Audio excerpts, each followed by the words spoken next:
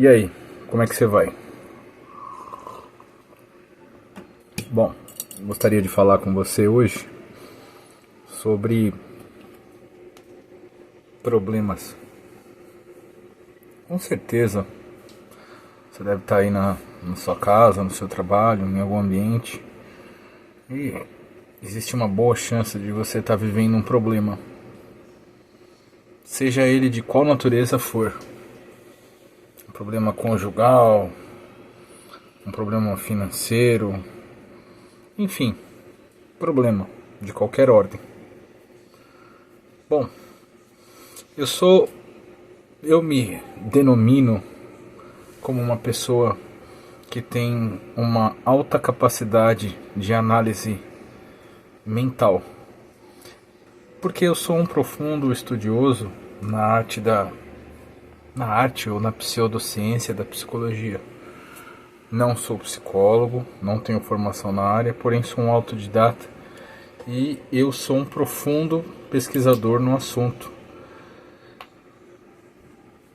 Eu queria passar para vocês o seguinte: como é possível você resolver um problema? Vamos lá.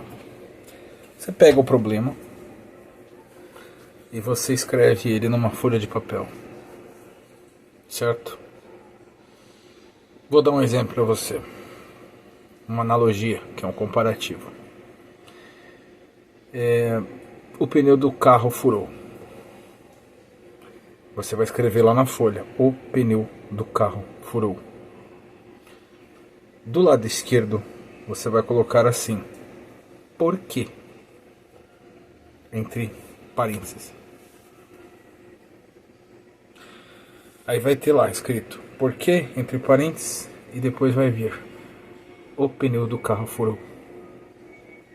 Aí depois vai vir uma outra parênteses. Ela vai dizer assim: como evitar isso futuramente? E como mitigar ou melhorar os efeitos ruins que foram obtidos com esse problema. Aí você vai pôr uma vírgula. E, acima de tudo, como aproveitar alguma coisa de bom desse problema. Fecha parênteses.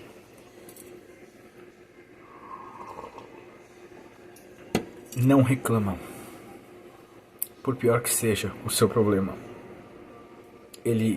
se você ainda está aqui vendo esse vídeo, muito provavelmente ou ele tem uma solução, ou então existe uma correção que pode ser feita, que pode levar você a aproveitar coisas dele, coisas boas, e também a evitar que ele ocorra de novo com você.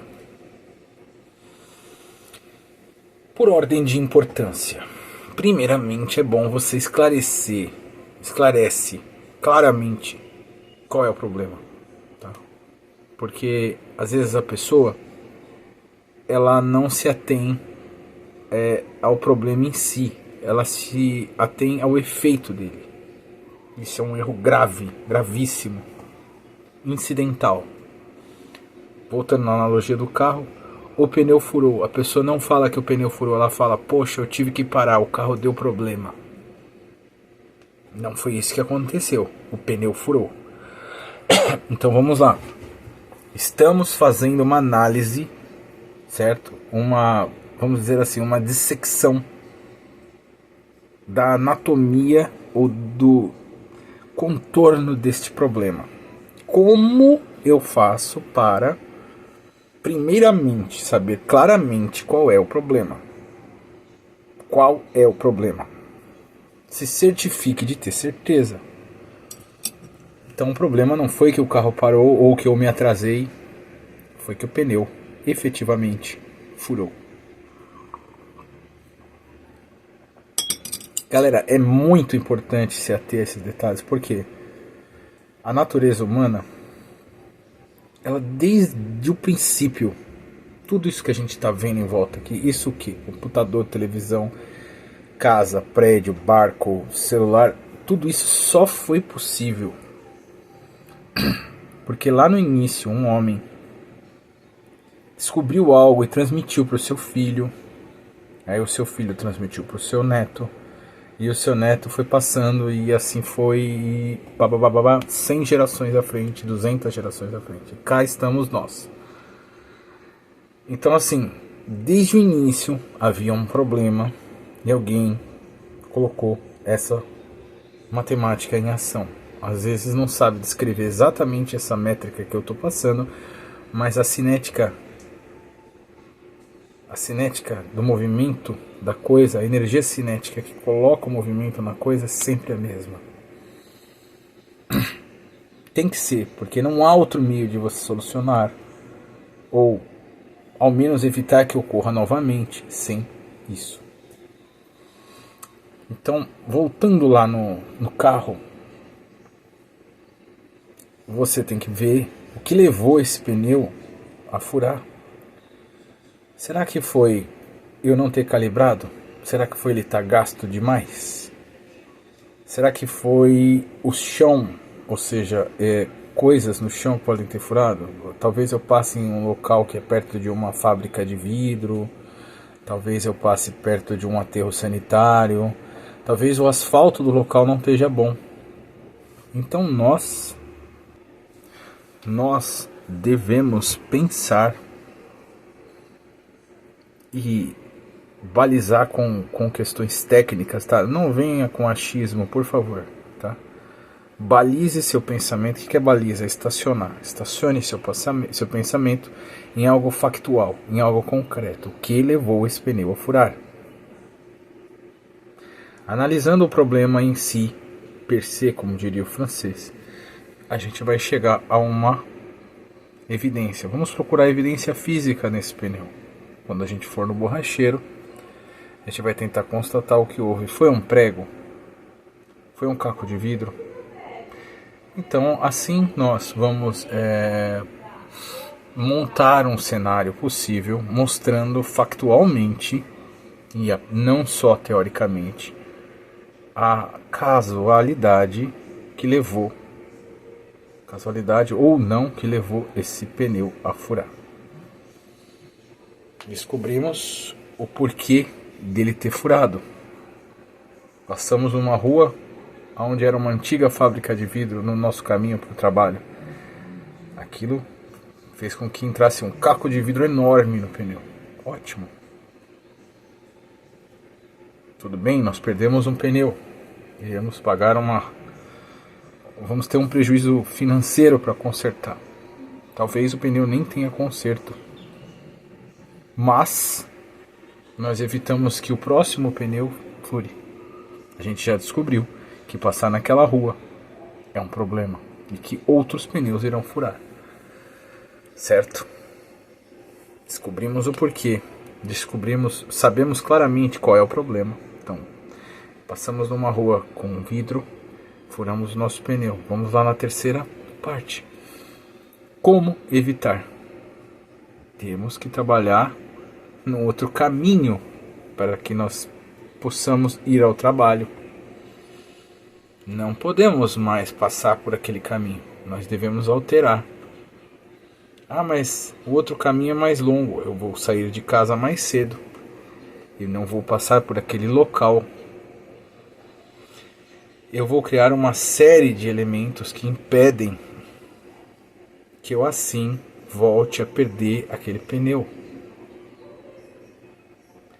Veja, se você trabalha apenas com o sofrimento causado pelo problema, sua vida se torna inútil. Você não está sendo humano, porque os humanos eles transferem conhecimento. Não fica com a sofrência ativada. Certo? O que você tem que fazer é entender o que ocorreu. Afinal, somos Homo sapiens sapiens, que deriva do termo antigo homem sabido, sabido. 2 vezes sabido. Então nós não mais passaremos naquela rua. O que nós podemos fazer pelas pessoas que nós também amamos? Podemos avisá-los que aquela rua é uma rua potencialmente perigosa. Veja, você perdeu um pneu, porém a outra pessoa que você vai transferir o conhecimento pode perder até a vida, porque se esse pneu estourar e ela perder o controle numa curva, por exemplo, ela pode ou tirar a vida de alguém ou até a dela mesma. Então, do micro ao macro, nós vamos transferir conhecimento. Tá? Então, situação extremamente importante, pessoal. Trabalhemos no porquê. Constatemos qual é a real situação. Depois trabalhemos para que seja evitado isso posteriormente. Tá? Mas e o prejuízo que eu tomei? Como eu faço? Bem, saiba que isso irá ocorrer novamente. Sempre. E o que pode ser feito? Pode ser feito o seguinte. Você pode sempre utilizar essa métrica para que você possa sair vivo nas próximas vezes e as pessoas que você ama também. Tá? O que vai mudar? Mas se vai acontecer de qualquer forma com outras situações, para que serve? Serve para você ter um controle efetivo dos danos causados por ele. Né? Você vai sempre ter uma metodologia prática de solução e de manutenção da sua jornada, visando que você não vá cair novamente nesses tropeços que a vida acaba gerando pra gente, tá? Na jornada desse problema, várias coisas podem ser constatadas, né? Talvez você tenha que fazer alguma notificação para alguma autoridade competente, afinal, qualquer que seja o indivíduo que está jogando aqueles vidros lá, está pondo a vida de muitas pessoas em risco. O fato daquele problema ter causado para você esse prejuízo pode literalmente salvar centenas de pessoas, além de você mesmo e as pessoas que você ama. Então, tem um velho amigo meu que diz assim, que os nossos problemas são sempre nossos melhores amigos. Então, um problema seu pode salvar centenas de pessoas e a você mesmo, ou mesmo. Graças aos problemas é que nós evoluímos. Problemas são necessários. Se não tivesse problema, a gente ia fazer o quê? Não tem nada para resolver. Então, problema é útil, sempre. É chato, a gente fica nervoso e tem problema. Mas enfim, não é à toa que a gente tem esse cérebro desse tamanho, que essa entidade maior presenteou a gente com tamanho processamento de dados, né? Afinal, humanos, nós somos o alfa no planeta. Não é eu, é você, é todos. Eu queria deixar aqui meu muito obrigado e queria reafirmar que estamos juntos nessa jornada de troca de conhecimento, exercendo a condição humana. Sou humano, somos humanos.